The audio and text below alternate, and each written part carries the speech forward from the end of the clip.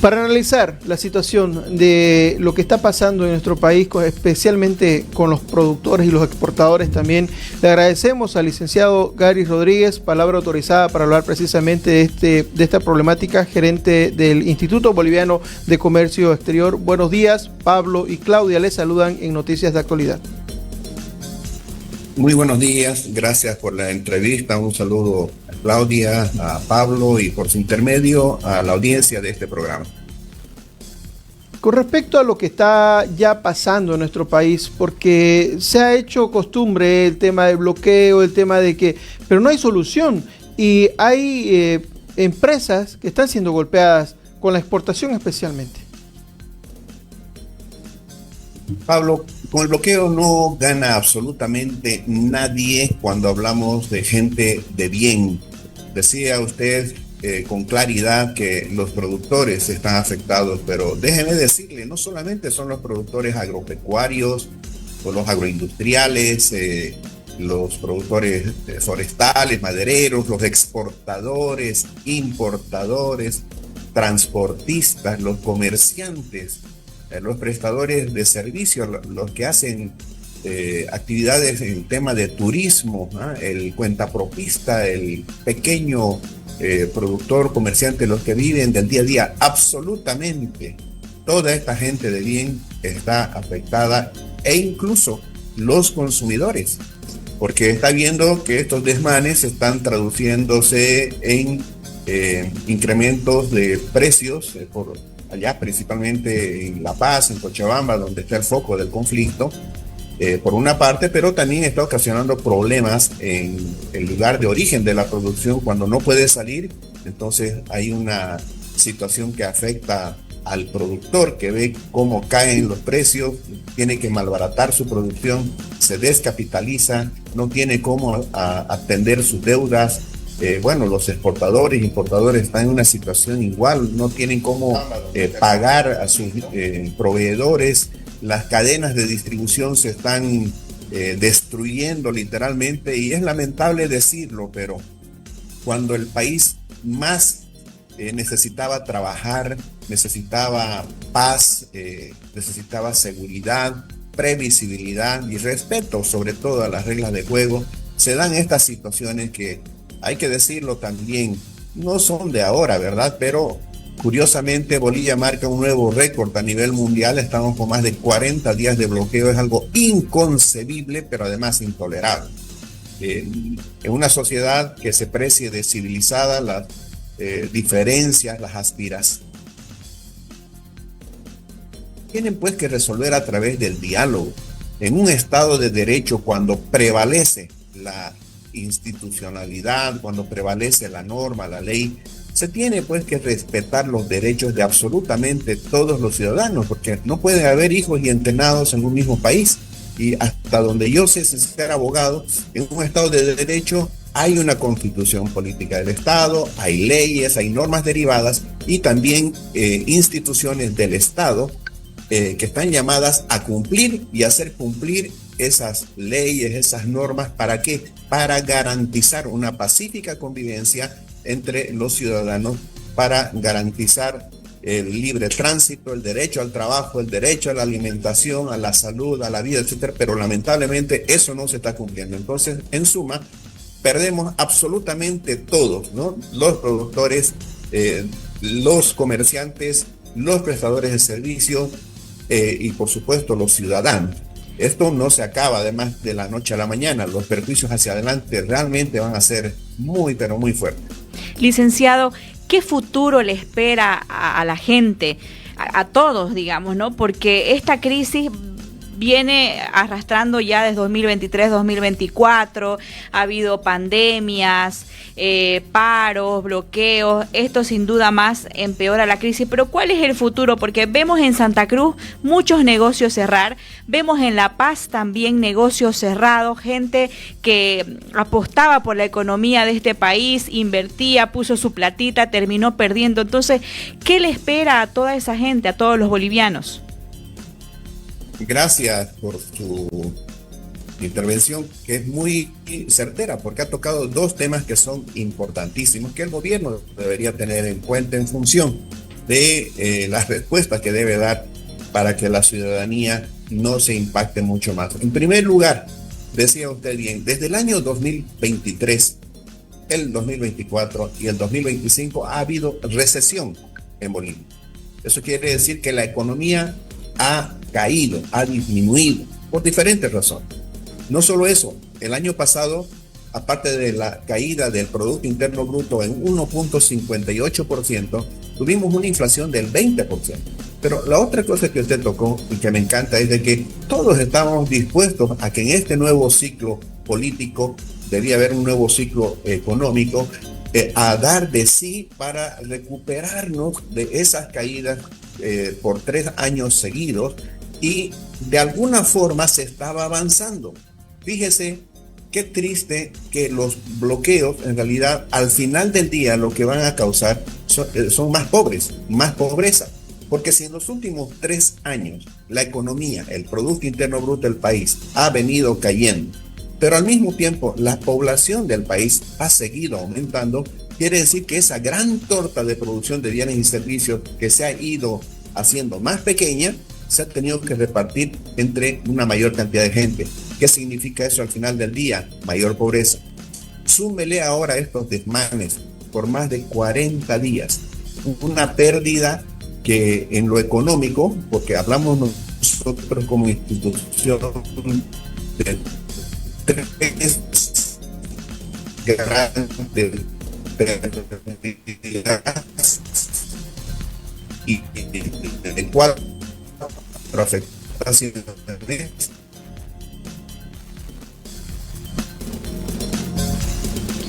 En lo económico, hasta el 8 de junio, según datos de la Cámara Nacional de Industria, involucrados estos mencionados, da cuenta que el país ya ha perdido 2.340 millones de dólares.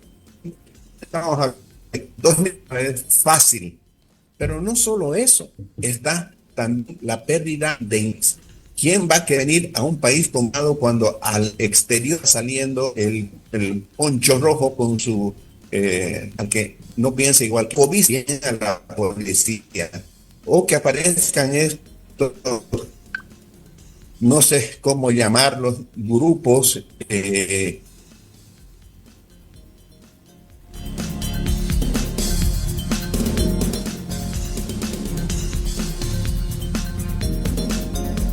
se ha perdido la comunicación.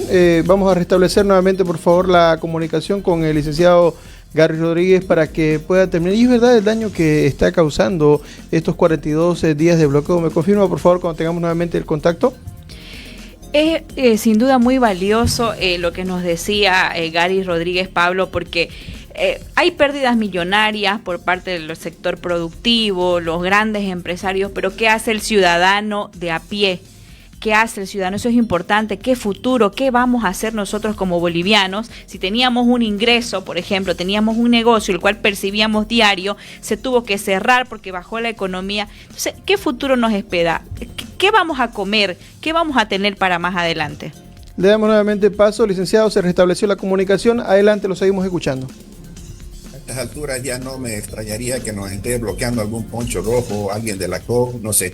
Así como está el país, lamentablemente se dan este tipo de situaciones, de desmanes. Concluyendo, entonces, la idea decía que no solamente está la afectación económica, el daño económico, que es cuantioso, sino también el daño a la imagen del país, porque cuando proyectamos imágenes donde vemos a gente que está agrediendo a los civiles, incluso a la policía, con dinamita, con chicotes, palos, etcétera, pero además grupos armados, con armas en muchos casos de alto calibre, armas de fuego, armas de guerra. Lo que le estamos diciendo al inversionista en el exterior es: no venga a Bolivia, váyase al Paraguay, váyase a Chile, váyase a Perú, donde le ofrecen mejores condiciones, empezando por la seguridad jurídica. Le estamos diciendo a los importadores en el exterior: no le compre a Bolivia. ¿Por qué estos bolivianos no cumplen? Se están peleando entre ellos. Al turista: no vaya a Bolivia. ¿Para qué? Para que se quede en la carretera, en los caminos. varados. Ha habido una turista que ha muerto durante estos días en el país. Y esa es la tercera afectación, el tercer daño. Adicional a lo económico, la imagen del país, eso no tiene precio. Y está la pérdida de vidas humanas, que nunca debió haber pasado. Y para aquel que lo relativice el hecho, habría que preguntarle qué pasaría si uno de los muertos, que ya son como 10, fuera un familiar, su hermano, su hijo, su padre o él mismo. ¿Qué va a pasar de aquí en adelante? Esa es la gran pregunta. Bueno, mucho va a tener que ver con que se resuelva esta situación. Y claramente, si es que el diálogo no funciona, lo que debería pasar es que la fuerza pública, el gobierno, haciendo uso de sus atribuciones y los recursos que le franquea no solamente la Constitución Política del Estado como responsabilidad, como garante de los derechos ciudadanos, sino también ahora esta ley que reglamenta los estados de excepción va a tener que intervenir. Porque cuando vemos eso que está pasando, por ejemplo, en una carretera, ¿no? Enarbolan la bandera, antes ponían la huipala, pero están cortando árboles que no lo deberían hacer, están trancando una carretera. ¿Y qué están haciendo? Ellos dicen que es protesta social. Eso no es protesta social. La protesta se ha tergiversado, se ha prostituido en su concepto, porque el derecho a protestar forma parte del derecho a la libre expresión, que por definición, expresión tiene pues que ser pacífica. Y ahí están todas las posibilidades de hacerlo con una pancarta, con un letrero, con un discurso, a través de los medios, o ponerse en huelga civil hasta la última consecuencia, como dicen, y nunca cumplen. Pero cuando esa protesta de ser pacífica pasa a actividades delincuenciales, a acciones de hecho como las que estamos viendo ahí, estamos hablando de un crimen, estamos hablando de un delito. ¿Por qué? Ahí se está infringiendo el derecho al libre tránsito, el derecho a la alimentación normal a precios accesibles, el derecho a que pasen las ambulancias, los enfermos, los insumos, el oxígeno, el derecho a la vida.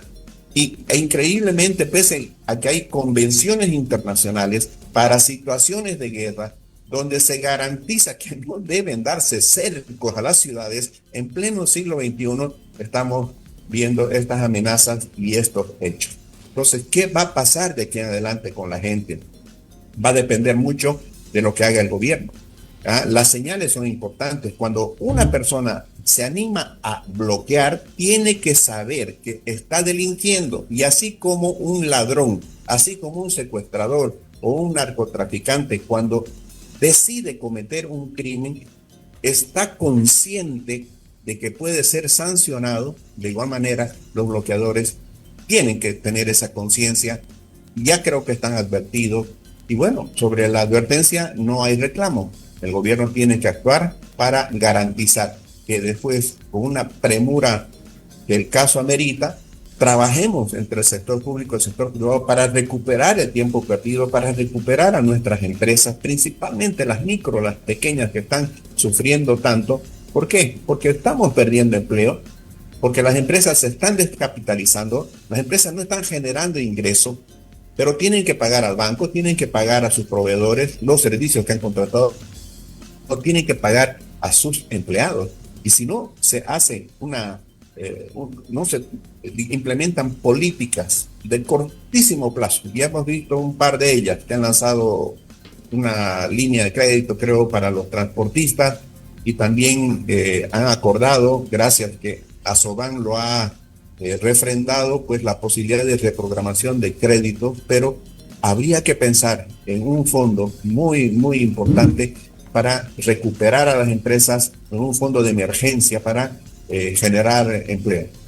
Con respecto a lo que ocurrió el mes pasado, el 27 de mayo específicamente, en la ciudad de La Paz, el encuentro en el Consejo Económico Social, que fue una reunión donde acudieron distintos sectores. ¿Cuál es su punto de vista con respecto a este tipo de encuentros? En una sociedad que se precie civilizada, Pablo, debe primar el diálogo. ¿Para qué? Para que reivindicaciones, las demandas, las aspiraciones, incluso las quejas se resuelvan a través de el ejercicio, ¿no es cierto?, de la comunicación, para que la solución provenga por la fuerza de la razón, nunca por la razón de la fuerza como estamos viendo ahí. Pero de nada sirven diálogos que son estériles, de nada sirve que haya la predisposición del gobierno para dialogar si el día de mañana eso no se va a traducir, digamos, en una acción también por parte del gobierno para que estos grupos que están movilizados le pongan su actitud. Nosotros el 26 de mayo hicimos un gran sondeo a nivel nacional. ¿Y qué creen? 96% de la población rechazó los bloqueos como una forma de presión, pero además el 96% dijo que bloquear es un delito. Y 95 de cada 100 personas dijeron que hay que sancionar a los bloqueadores y también a los instigadores. Porque aquí el punto es de que hay que descubrir por qué la gente está movilizada. Esa gente, me imagino que tiene que generar recursos para comer. Es que le deben estar pagando. Es que los deben estar obligando. Es que los deben estar amenazando. Es que los están manipulando, porque al final del día, viendo quiénes están ahí, son gente pobre, paupérrima, en muchos casos ignorante en el buen sentido de la palabra, y claro, ahí los intereses políticos, los intereses ideológicos, incluso intereses económicos, porque se ha denunciado, el senador Leonardo Loza ha manifestado que hay organizaciones no gubernamentales que están financiando, que están dando dinero para esto, para que entre los bolivianos nos perjudiquemos, para que los pobres sean carne de cañón, para que haya muertos en las carreteras, para eso, para que ellos sigan lucrando de la pobreza ajena. Entonces, ¿qué va a pasar si es que vamos a seguir dialogando y estos van a seguir bloqueando? Pues es como en una gran familia. Queridos amigos, en una familia, imaginémonos por un momento que hay una familia de 9 hijos. Y no es extraño que en una familia numerosa haya alguno que sea más despierto que otro, más instruido que otro. A algunos les gusta estudiar, a otros les gusta trabajar, a otros les gusta divertirse. Pero también en las familias suelen haber violentos, suelen haber hijos abusivos. Entonces, ¿qué hacen los padres? Imponen límites. ¿Para qué? Para una pacífica convivencia. ¿Por qué? Porque si no, los más débiles, de repente al nerd, al que le gusta estudiar, el que es un vago, lo va a apalear por envidia o por ser un bruto, pues que no sabe pensar bien. Y el día de mañana, los débiles vienen a ser sometidos por los abusivos. Entonces, si el padre ejerce su rol y su responsabilidad de tal, tiene que poner orden en esa familia, porque si no, ¿cuál es la consecuencia? Esa familia se va a dividir, o al final del día la mayoría de los hermanos se van a levantar contra el abusivo, que es el riesgo que corremos acá, que la gente, si el gobierno no hace algo desde el punto de vista de la fuerza, la sociedad civil que se está viendo agredida en sus derechos, salga a desbloquear y hay enfrentamientos entre civiles. Y ojo, han habido también casos de familias donde el abusivo ha sido tal que incluso se ha levantado contra los padres. Bueno, algo de eso estamos viendo también en estas movilizaciones. Muchas gracias, licenciado Gary Rodríguez, palabra autorizada para hablar precisamente de estos temas, el gerente del Instituto Boliviano de Comercio Exterior. Gracias por estar con nosotros. Gracias, licenciado. Muchísimas gracias por la invitación, no perdamos la fe, Dios puede tocar mentes y corazones, ojalá así sea porque nos merecemos un mejor futuro. Yo creo que absolutamente la audiencia, todos quisiéramos vivir en un país en paz, en un país donde tengamos oportunidades para trabajar y para progresar por nuestro propio esfuerzo, sin tener que depender de los políticos. Y no buscar otro lado, ¿no? No buscar otro lado para irse también, porque hay mucha gente que se quiere ir de Bolivia. Exactamente, la migración ha sido tal que tenemos más de 2 millones de bolivianos viviendo en el exterior. Esas remesas que llegan por más de $1.000 millones al año vienen cargadas de sangre, sudor y lágrimas, porque eso significa familias disfuncionales, que significan dramas para los que se quedan aquí, condiciones de estar en esclavitud en el exterior, cuando aquí lo tenemos absolutamente todo para ser un país desarrollado. ¿Qué nos falta? Nos faltan condiciones. ¿Quién impone esas condiciones? El gobierno, los gobernantes. ¿A través de qué? De la aplicación de las leyes, las normas para vivir en paz. Muchas gracias por la entrevista, un abrazo, bendiciones para todos. Gracias por estar con nosotros. Es muy cierto lo que dice el licenciado. Importante su análisis.